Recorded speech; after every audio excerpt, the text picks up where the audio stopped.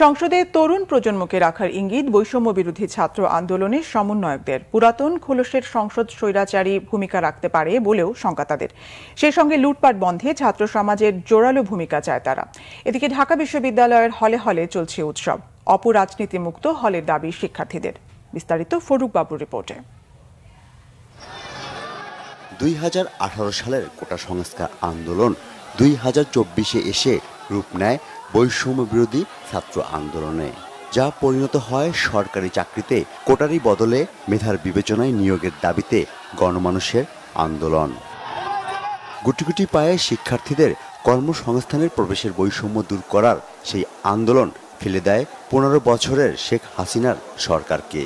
লাল বসন্তের উল্লাস যখন দেশ জুড়ে, তখন আগামীর নেতৃত্ব কি হবে সেই চিন্তাও আবার সামনে আসে। মানুষ এই দল এই সব দলের কথা শুনতে শুনতে বিরক্ত, কারণ কেউই আসলে তাদের ওই প্রতিশ্রুতির কোনো প্রমাণ দিতে পারেনি কখনোই। আমরা বিশ্বাস করি যে মানুষ তরুণ প্রজন্মের উপরে এই আন্দোলনে, এই গণঅভ্যুত্থানে, এই স্বৈরাচার পতনে আস্থা রেখেছে। আমরা বিশ্বাস করি তরুণ প্রজন্মের উপরে আগামীর যে সংসদ, জনগণের যেখানে প্রতিনিধি নির্বাচিত হবে, সেখানেও সে আস্থাটি রাখবে এবং এর মাধ্যমে আমরা যে বাংলাদেশের স্বপ্ন দেখি সেই স্বপ্নের অগ্রযাত্রা শুরু হবে। এরই মধ্যে ভেঙে দেওয়া হয়েছে দ্বাদশ সংসদ। এ নিয়ে অনেক ভাবনা আন্দোলনের সমন্বয়কদের। আমরা আসলে ফ্যাসিস্টের পতন করতে পেরেছি, কিন্তু ফ্যাসিবাদী যে ব্যবস্থাটা রয়ে গেছে সেটার এখনো কিন্তু আমরা বিলোপ সাধন করতে পারিনি। ওই সংসদ থেকে তো আমার আপনার ভাগ্য, পলিসি সবকিছু নির্ধারিত হয়। সো আপনি যদি ওই জায়গায় সবচেয়ে যোগ্য মানুষগুলোকে না বসাতে পারেন, তাহলে সবচেয়ে বড় সমস্যাটি যেটি হবে, এদিকে আপনি যতই যোগ্য মানুষগুলো বসান, ডিসিশন যেহেতু ওই জায়গা থেকে আসে, সেই জায়গা থেকে আমরা বিশ্বাস করি বাংলাদেশের তরুণ প্রজন্ম আসলে রাজনীতির দিকে তার আগ্রহটি দেখাবে। সংবিধানের কিছু ধারা, বিচার বিভাগ, নির্বাচন কাঠামো পরিবর্তন আনার তাগিদ তাদের।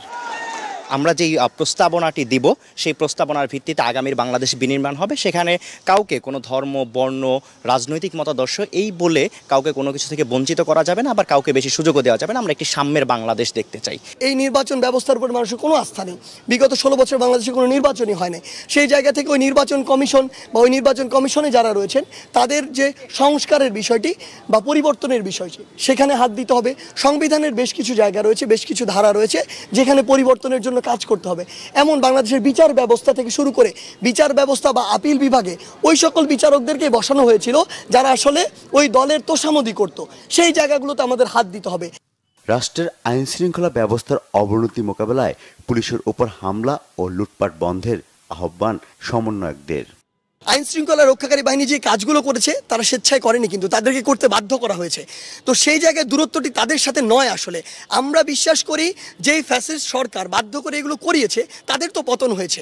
তাহলে এই আইন শৃঙ্খলা রক্ষাকারী বাহিনী এই অন্তর্বর্তীকালীন সরকারের নির্দেশে যদি আস্থা ফিরিয়ে আনার যে কাজগুলো সেগুলো সুষ্ঠুভাবে করে, অবশ্যই জনগণের সে আস্থাটি ফিরে আসবে। দেশের বিভিন্ন স্থানে রাজনৈতিক উদ্দেশ্য হাসিলের লক্ষ্যে অনেকেই যারাই এই সাম্প্রদায়িক দাঙ্গা এবং হামলার সঙ্গে যুক্ত থাকবে এবং হিন্দু ভাই বোনদের নির্যাতন করবে, হামলা করবে, তাদেরকে কিন্তু আমরা বিচারের আওতায় নিয়ে আসবো। দুর্নীতিগ্রস্ত আমলাদের সংস্কারও চায় তরুণ সমাজ। এদিকে শিক্ষা প্রতিষ্ঠান খুলে দিলেও আজ ক্লাস হয়নি কোথাও। হলে ফিরতে শুরু করেছে শিক্ষার্থীরা।